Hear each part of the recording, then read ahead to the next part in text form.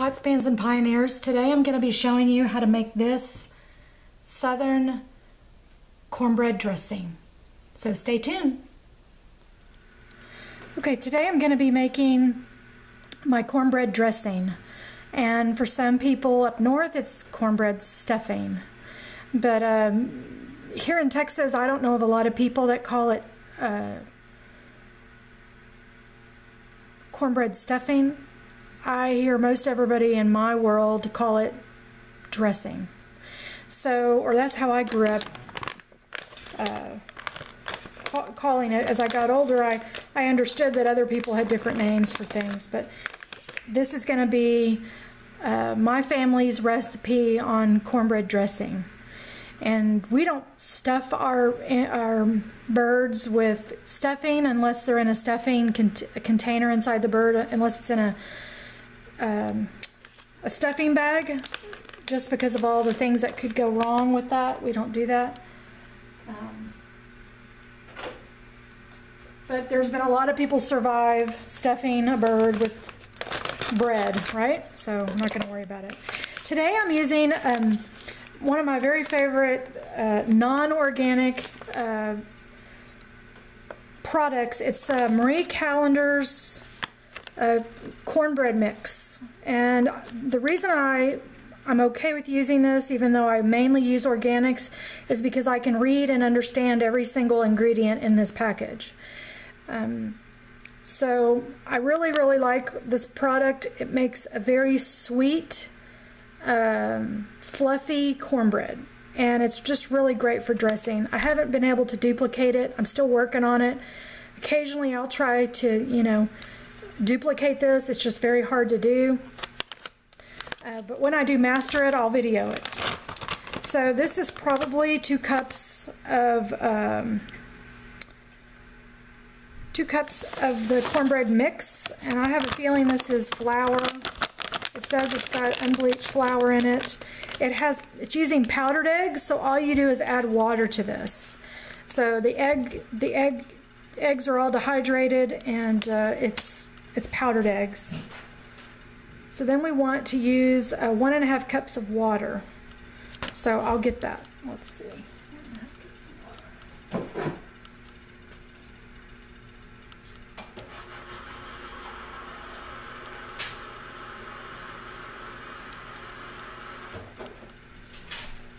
And I'm just using filtered water. So there's 1.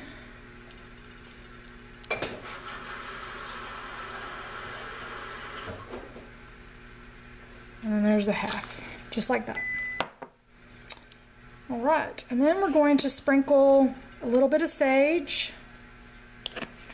This is main ingredients that go in most every kind of dressing I've ever seen made.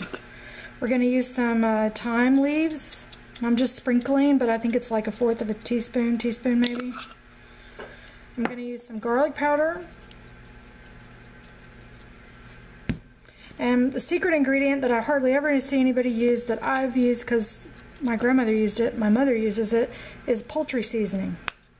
It's what makes mine taste different than most other people's that I eat. Sprinkle some poultry seasoning. And this is really just chicken bouillon, salt and pepper. Well, I won't tell you all the ingredients, but it's just a poultry seasoning. All right, and then we're going to mix this together.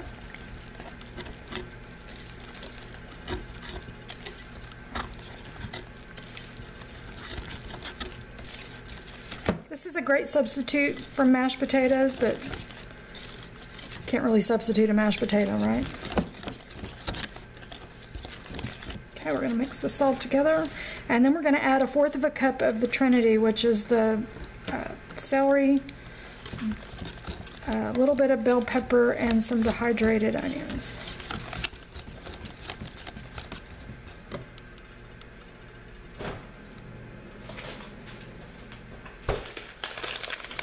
Actually, you know what I'm going to do? I'm going to, instead of doing this way, I have some leftover sauteed onions and celery and bell pepper and some bacon fat that's left in the skillet, and I'm going to pour that into here because it'll act just like me adding the oil to this.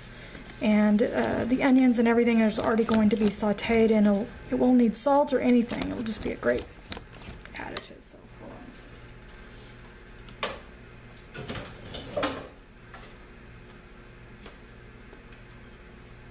and the garlic and everything has already been, you know, sauteed.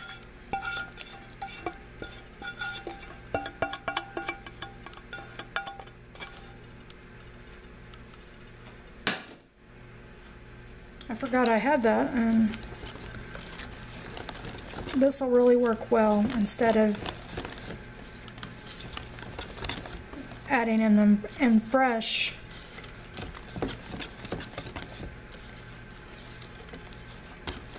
Okay, we're going to get this poured into a pan and into the oven. This is going to cook for 25 or 30 minutes on 375. So we'll be back. Okay, our cornbread is finished, and I've got the cornbread out of the oven, and I've sliced it up, and I'm just going to crumble it into another bowl, another baking dish of which I've sprayed. And you're probably going, wait a minute, you just baked the cornbread, you're going to bake it again? Yes. Cornbread dressing is double baked. So, I know that sounds crazy, but it's just how it's made. I don't know, or I wasn't given a reason why, that's the way it is.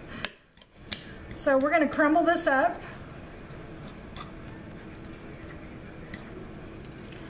And it smells so good.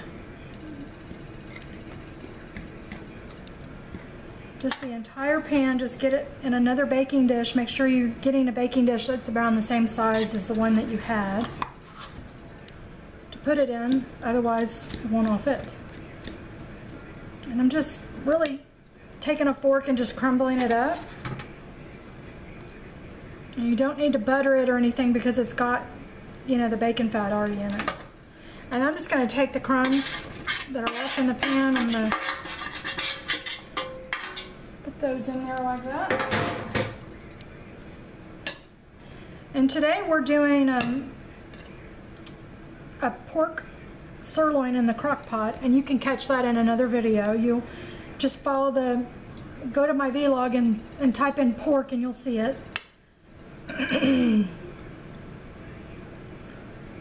And we're going to crumble this all up just like this. Then I'm going to take a ladle, and I'm going to take some of the pork gravy that's been cooking in the crock pot,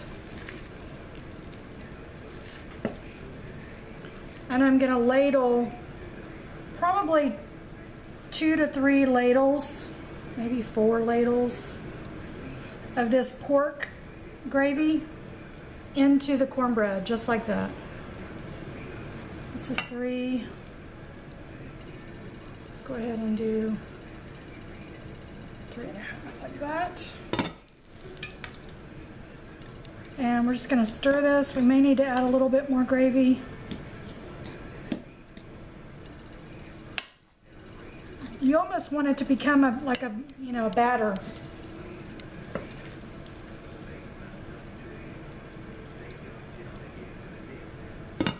So you're going to get the pork and the cornbread. It's just going to be so yummy.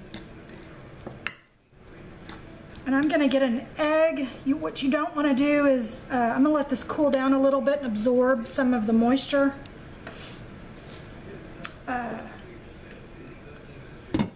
Just a little bit of the moisture. I'm going to let's let it cool down a little bit, because if we put an egg in here, it'll cook it, and we don't want to cook the egg. So let's let this cool down just a little bit to where we can at least put a finger to it and touch it. And we'll get an egg and a little bit of water mixture, and we'll put the egg in here, and then we'll bake it for another 20 minutes on a lower temperature. We're going to bake it at between 315 and 325, in that range, for about 20 minutes. So we'll be back. Okay, I forgot the sourdough. I guess, you know, I'm not a very good cooking teacher, because I'm used to just doing this with no video camera, and so I just know what I'm doing, and I tend to forget stuff when I'm having to teach it, because I have to remember every single thing that I put in. But I've got like 4 slices of sourdough. I've got the ends as counting as 1 in each. I've got a bread knife, and I'm just going to cube this sourdough up and put it into this cornbread. And you could use wheat bread if you wanted to, whole wheat bread. Certainly this can be made with whole wheat, and this is just how I like to do it. So I'm just going to cube up the sourdough.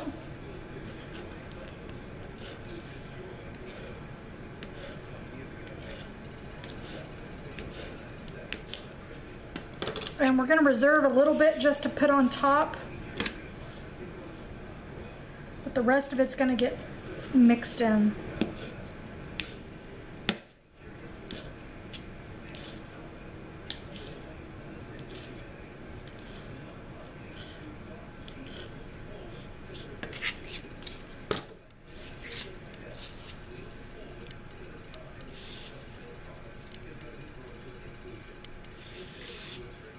We'll reserve this for the top of the bowl, but I'm just going to mix this in. Like I said, I just add chicken broth or whatever meat I'm cooking. I just add whatever broth. I just add it into this cornbread before I stick it in the oven, because you don't want a dry dressing. You want it to be really moist. So then we're going to take 1 egg that I've left at room temperature and a little bit of water, and we're going to pour that over the cornbread mixture. And we're going to mix it in.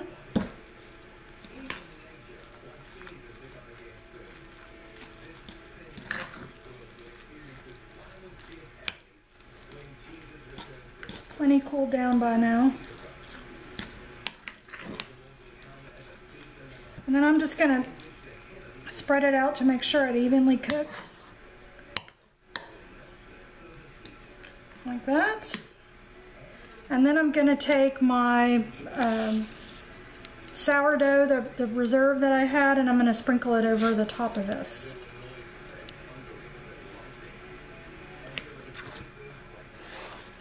You could use plain breadcrumbs or anything like that.